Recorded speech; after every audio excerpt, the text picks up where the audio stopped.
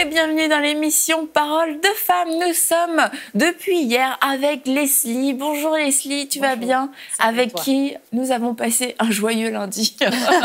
Alors passons un joyeux mardi. Exactement, un joyeux mardi. On devrait se dire ça, joyeuse journée plutôt que bonne journée. Joyeuse journée, c'est sympa journée. aussi. Ouais. Cool. Donc c'est parti pour un joyeux mardi. Allons-y pour un joyeux mardi. Et on va continuer de prendre notre temps en 28 minutes. C'est le paradoxe de notre vie. Je prends mon temps en 30 minutes chrono, par contre. Et nous allons reparler, parce qu'hier, on a vu que le temps de Dieu était différent, que souvent, on avait du mal à s'arrêter pour apprécier, vivre le moment, et qu'en tant que femme, on a beaucoup de casquettes qui nous ont été mises, et puis on a l'impression quelquefois qu'on doit vraiment toutes les porter en même temps, sinon peut-être qu'on passe à côté de quelque chose. Mais finalement, on va voir qu'en voulant tout faire, quelquefois, on passe à côté de l'essentiel. On passe à côté de l'essentiel dans la vie, dans la famille, et on passe à côté aussi de l'essentiel qui est ce qui est en nous. Mm-hmm.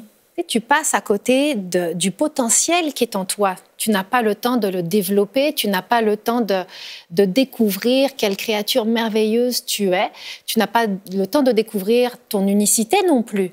Donc tu vas tout le temps chercher un miroir qui ne te ressemble pas du tout, et tu vas déterminer que ce miroir, en fait, te renvoie une image, et c'est comme ça que tu es, même si c'est un mensonge.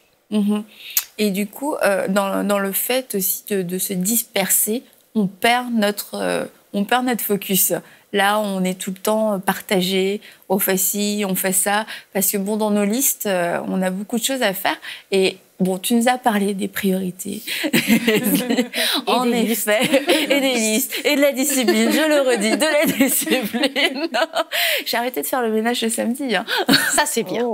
Ça, c'est très bien. Et je te dirai comment j'ai fait. Et donc, c'est que dans ces multiples choix, il y a beaucoup de divertissement qui s'offre à nous. Et on perd, c'est ça, le focus. Et comment on peut rester focalisé dans ce tourbillon de la vie, sachant que lorsque moi je m'arrête, le monde ne s'arrête pas de tourner, lui, par contre. Hein. Non. On en a parlé dans la précédente émission, on doit réellement filtrer nos pensées. Et c'est le plus gros travail, je pense, pour un être humain, de faire un temps de pause. On n'a pas besoin de prendre 10 minutes pour méditer sur notre pensée. Tu es en train de travailler, et c'est quelque chose souvent qui arrive. Surtout si tu travailles sur un ordinateur. Tu travailles sur ton ordi, tu tapes, et là, il y a une notification qui sonne quelque part. Tu dis, oh, je ne vais pas toucher mon téléphone, je ne veux pas.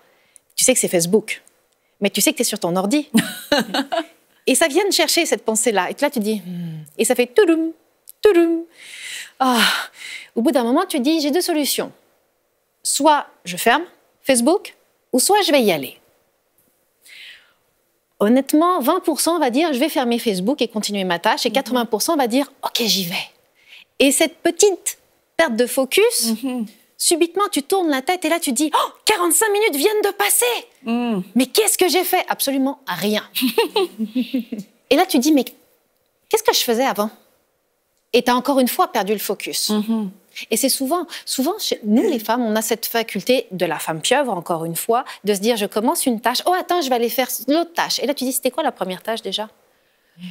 Ou, quand tu es dans ton temps avec le Seigneur, combien de fois on est dérangé dans notre focus? J'avais une amie qui me disait, quand elle a commencé sa relation avec Christ, elle se bandait les yeux pendant ses temps de prière parce qu'elle voyait la poussière sur ses meubles. Et ça l'a... Distraction 100%. Wow. Quand j'ai commencé avec le Seigneur, j'avais un pad, un bloc-notes avec mon stylo. Et dès qu'il y avait quelque chose qui venait me disperser, oublie pas, tu dois payer ta facture d'électricité. Je mettais électricité. Et je continuais à prier. Mais dès que la pensée arrivait, je me disais, non, tu dois sortir. Il faut que je reste focalisée. Et dans chaque petite chose, honnêtement, c'est comme de faire du sport. Il faut avoir le désir, il faut le pratiquer et il faut mettre un partenaire dans notre histoire. Qui est ce partenaire? Tu as des partenaires, tu as le partenaire spirituel, le Saint-Esprit, c'est sûr, si tu lui donnes l'autorisation. Mais tu peux aussi donner le droit à une personne qui est plus sage et plus forte aussi dans ses habitudes de vie que toi, de dire « Ok, Anne, je vais être redevable envers toi et tu as le droit de m'interroger. Comment vont tes pensées? Qu'est-ce que tu as fait? Une fois par jour, on peut se parler juste 5 minutes, qu'on fasse le bilan de ma journée et que tu puisses me rappeler mes objectifs en disant, tu vois ici, parce que Anne a totalement un point de vue extérieur. Elle ne vit pas dans mon corps ni dans ma vie. Elle n'a pas mes émotions. Et me dire, tu vois Leslie ici, quand tu m'as parlé de ce point-là, la prochaine fois, voici mon conseil pour toi. Applique-le et fais-moi un rendu après. On ne peut pas...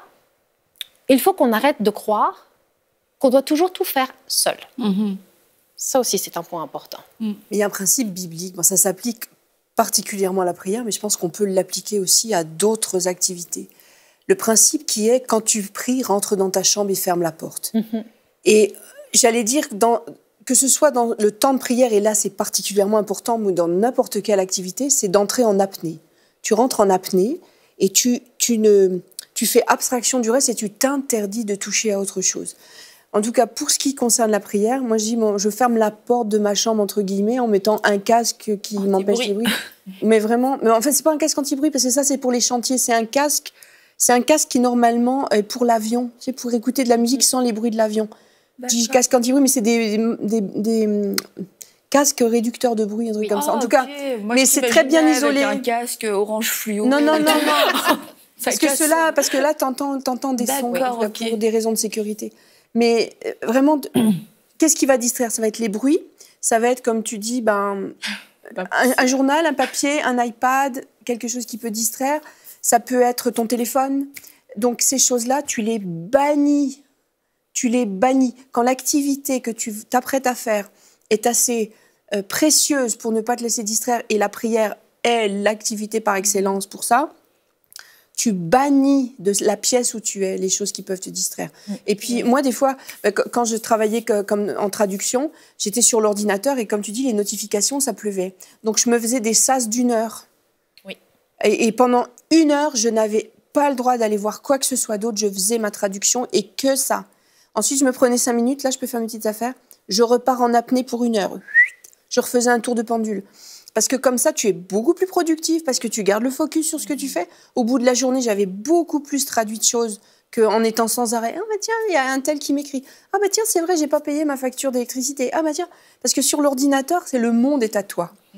Et même des fois, j'étais tellement agacée par ma distraction que je me mettais en mode avion. Enfin, j'avais plus de Wi-Fi, j'avais plus rien. Fait que t'as juste à travailler sur ton travail. Et il faut être... Mais t'es obligé, j'allais dire, plus t'es indiscipliné, plus il va falloir te verrouiller. Oui. Et pour le temps de prière, c'est particulièrement important si on veut avoir des temps de qualité et pas se payer la tête de Dieu quelque part, parce que tu dis, je prends ce temps pour toi, Seigneur. Puis là, t'as payé ta facture d'électricité, t'as envoyé un email à la maîtresse des enfants, t'as regardé quelle météo il faisait demain. Donc en fait, moi j'appelle ça, tu te payes la tête de Dieu, quoi. Tu te moques de lui. Et on ne se moque pas de Dieu. Tu prends un temps pour lui, c'est pour lui. Et on le dit, quand tu es au restaurant avec quelqu'un, tu vas pas être tout le temps sur ton cellulaire, c'est très impoli. Mais quand on est devant Dieu, on peut être impoli comme ça? Non, c'est très impoli quand on est en audience divine, d'être distrait par ci, distrait par ça, et répondre à ci, et regarder par la fenêtre la voisine qui passe avec son nouveau chien. C'est-à-dire, c'est vraiment... Moi, je crois qu'on manque... Ça fait partie de la révérence qu'on doit à Dieu. Ça fait partie de cette crainte, cette sainte crainte de Dieu, de lui accorder notre temps avec tous les attributs de la politesse. Et je ne vais pas te texter devant le nez, je ne vais pas répondre au téléphone devant ton nez, je ne vais pas regarder ailleurs pendant que tu me parles. C'est toi, Seigneur, tu es la personne la plus importante de ma vie, donc ce temps, je le prends que pour toi, et tu rentres dans un sas et rien ne te dérange. Moi, je te dis, quand je prie, je mets mon casque, puis là, tu ne me déranges pas. Et il n'y a pas mon iPad, mon téléphone, parce que sinon, on est dérangé. Et c'est la même chose avec la lecture de la parole.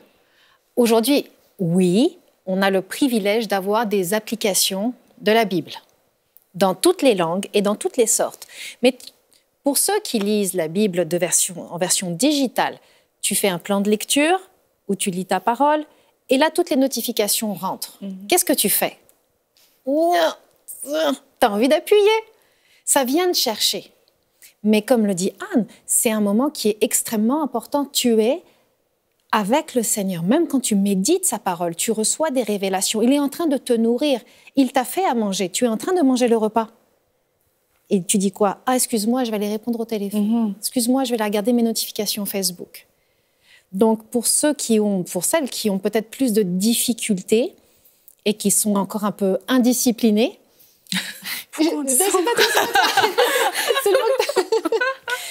peut-être retourner pour un temps à une version papier. C'est bien le papier aussi, parce que s'il n'y a plus d'électricité, le papier est toujours là. Tout à fait. Et par rapport aux pensées, parce que ce qu'on dit, il y a des gens qui vont pousser leur téléphone et tout, et puis seront dans un temps avec Dieu, peut-être en méditant, en priant. Mais il y a de tas de pensées qui vont venir prendre cette place, occuper leur esprit. Et les pensées vont aussi être ces éléments nocifs, ces éléments qui viennent nous bouffer notre temps avec Dieu au final.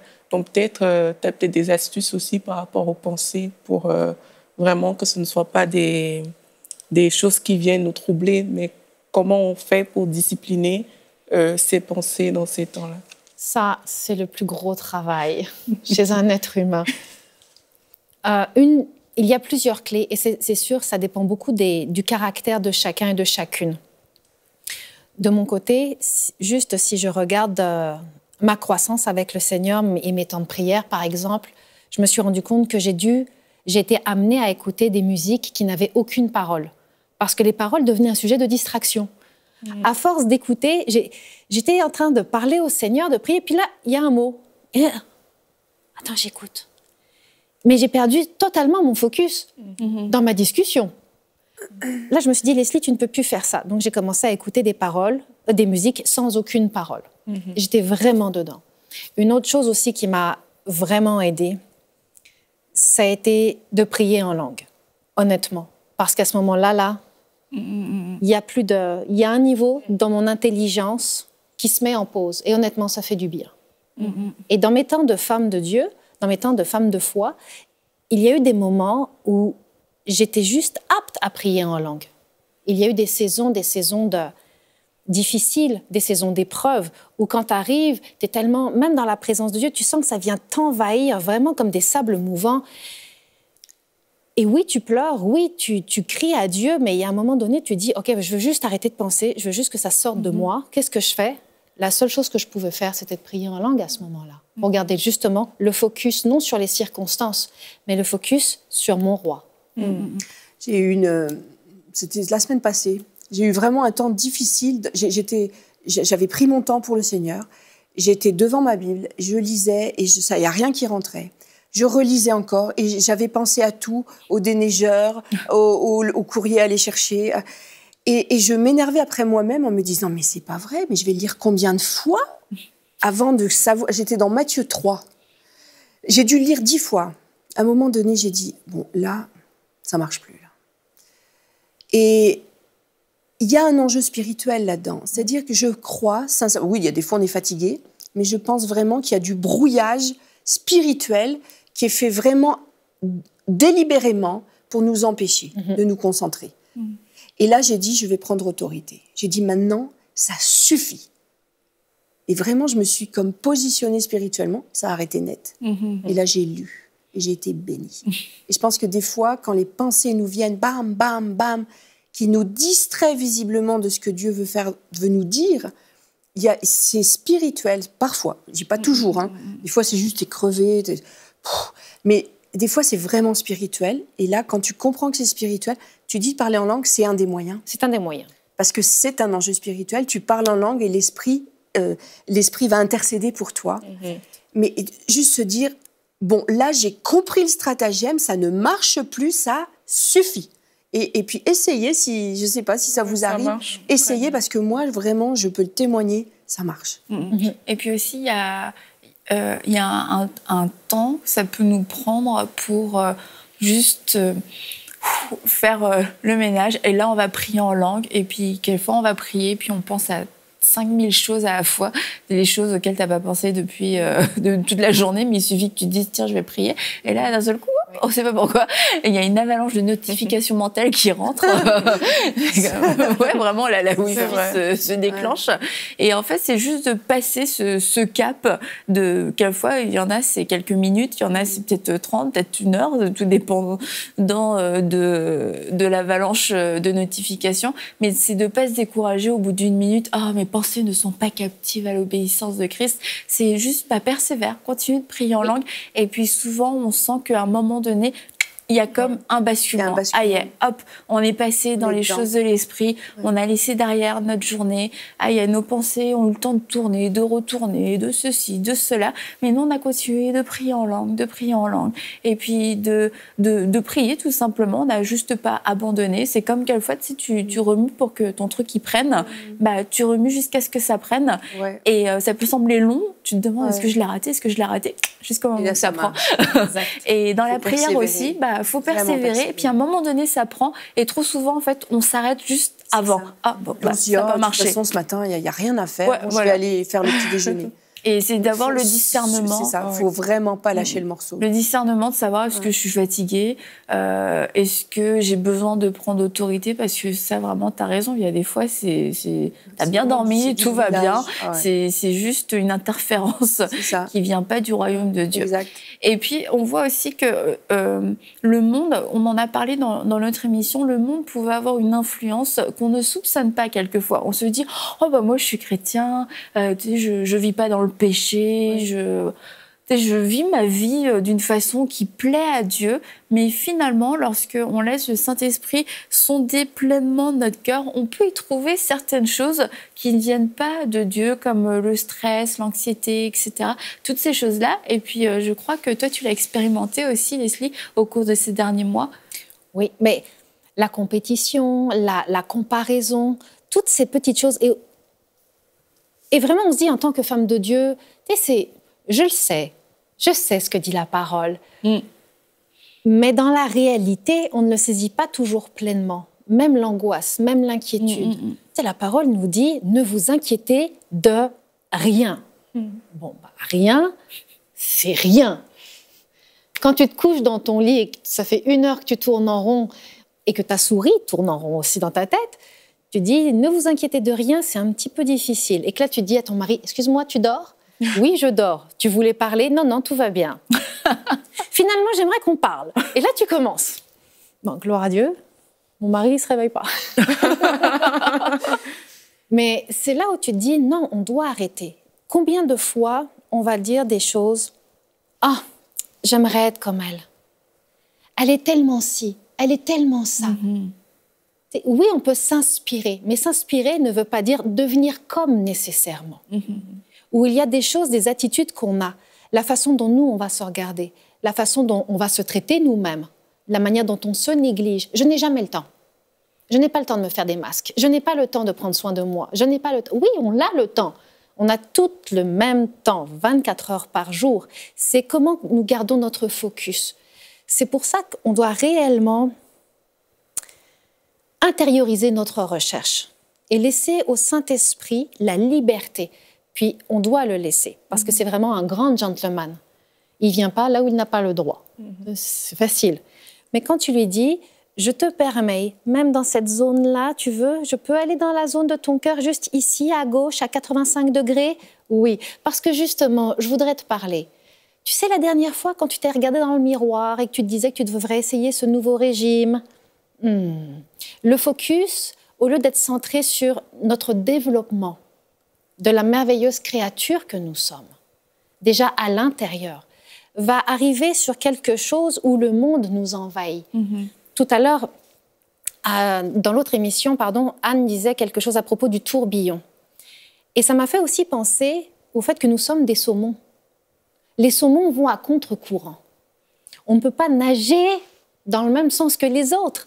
Et lorsqu'on commence à perdre le focus de qui nous sommes, de la beauté, oui, on n'est pas parfaite, nous sommes parfaitement imparfaites, nous manquons de patience. Il y a des jours où c'est dur et on est contente quand on se couche. Nous sommes toutes d'accord. Il y a des jours où on ne voudrait pas se lever, on est d'accord aussi.